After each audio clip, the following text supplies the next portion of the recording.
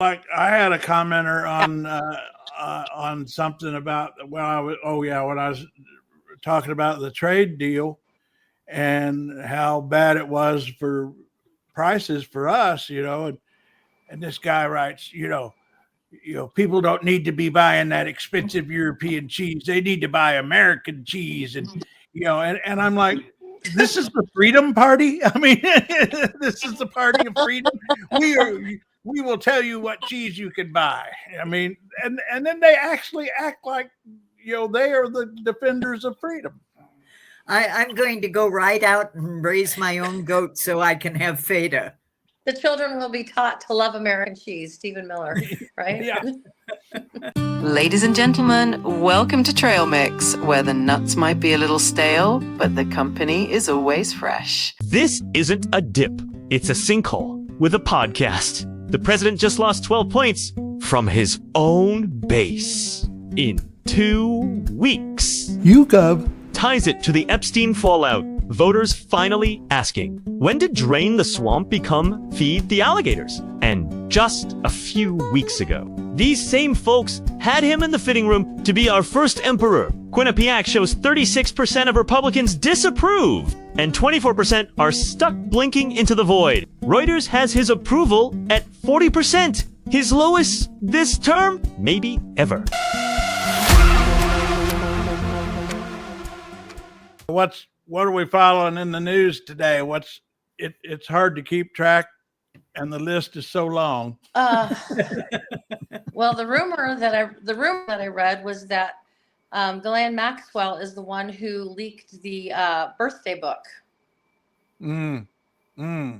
That makes sense. So, I can see that. Yeah, and yeah, so she needed a little attention, so she could as a little threat, and she could sink him.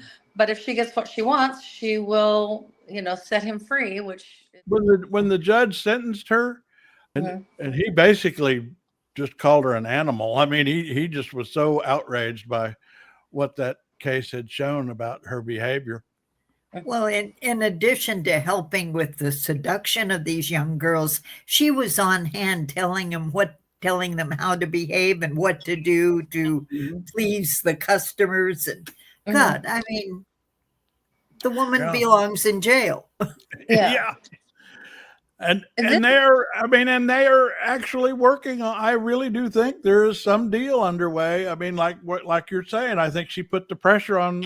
Maybe she did leak that birthday book thing to put pressure on them, and then they meet with her. I mean, they're trying to condition everybody to accept the idea of him making a deal to let her out of jail. That's what they're up to. Mm-hmm. Well, she's got something that she put out in April that said that she was supposed to be protected under the deal that Epstein made, which I don't know how that works. But that's what she's got. Yeah, she went to the Supreme Court with that argument. Now. Right. So, like, if Supreme Court says, okay, we're going to overturn the conviction, then Donald Trump's hands are clean of pardoning her or doing anything. Right. Yeah, they could let him and off the hook. I kind of wonder if that won't happen too. And the Epstein thing shows that no, Trump's just like the rest of them. Yeah.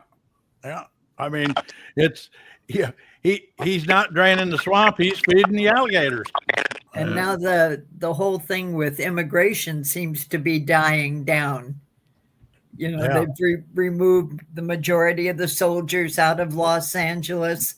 Our Seattle mayor said, yes, it was dangerous for 4 whole blocks. Yeah. And things like that. So people are still being abused. I heard someone posting Willie Guthrie's deportee. Goodbye to my one, goodbye, Rosalita. Adios, mis amigos, Jesus de Maria.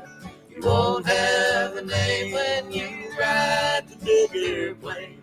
Oh, never call you deportee.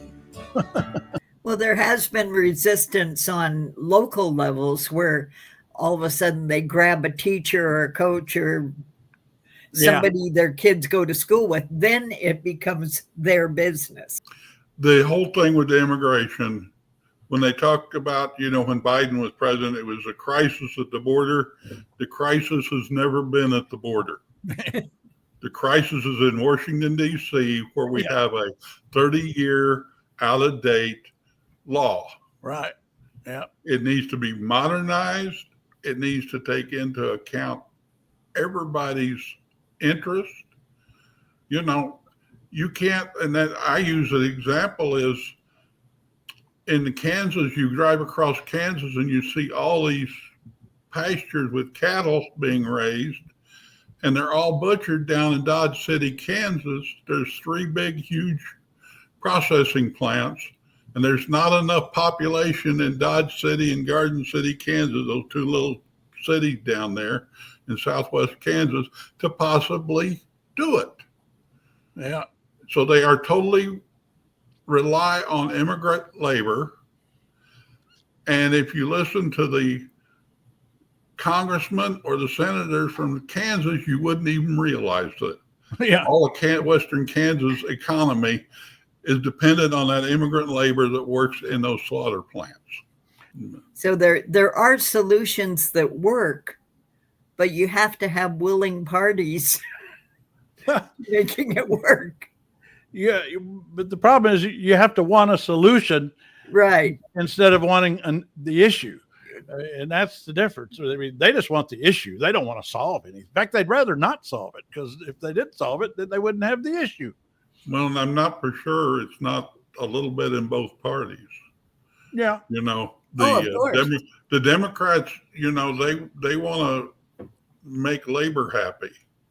Yeah, big labor is financing a lot of their outreach and voter, get out the vote stuff. And so they're not about to say, well, we need to bring in outside workers from Mexico or from wherever.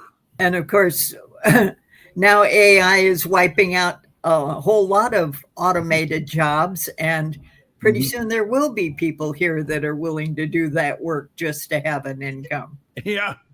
I mean, I think if I were getting out of college today and thinking about a career, instead of going to law school like I did, which I don't think there's much of a future in that with AI, I think I'd go be a plumber or a butcher. I think there's more jobs. The price the plumber I paid for the other day, yeah. I mean, I think it's going to be a while before AI can come and fix your toilet. Okay, I'm Lady Mau Mau, Craig's built-in emergency brake. If this wasn't enough for you, sign up for the newsletter. It's free, it's thoughtful, and it occasionally makes sense.